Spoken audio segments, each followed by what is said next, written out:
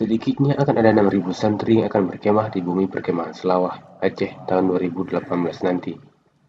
Hal itu terungkap dalam presentasi kesiapan Aceh sebagai tuan rumah perkemahan Pramuka Santri Nusantara tahun 2018 di ruang rapat Sekretaris Jenderal Kementerian Agama RI, Selasa 20 Desember 2016. Presentasi dipaparkan oleh tim dari Kuartir Daerah Pramuka Provinsi Aceh dan Bidang PD Pontren Kantor Wilayah Kementerian Agama Provinsi Aceh.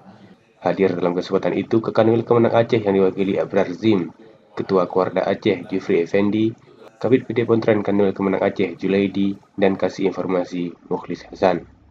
Sedangkan dari Direktorat PD Pontren ada Direktur Pendidikan Diniyah dan Pondok Pesantren Muhsin yang didampingi Kasubdit di Dit Pontren Ainur Rafiq dan Azim.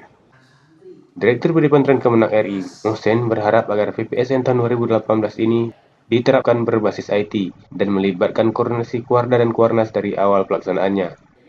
Menurutnya, pada tahun 2018 ini direncanakan akan ada paling sedikit 6.000 santri yang berkemah mengikuti PPSN dan pemecahan rekor muri yang berciri khas tuan rumah. Muhsin juga menitik beratkan pada kesiapan pemerintah daerah dalam mendukung perkemahan, terutama pembangunan infrastruktur. Terutama komitmen pemerintah daerah. Jadi tidak hanya keluarganya ya, tidak hanya kuarnasnya, tidak hanya direktorat PD Pontrennya. Makanya yang paling diharapkan ini pernyataan yang betul-betul secara tertulis dari pemerintah daerah.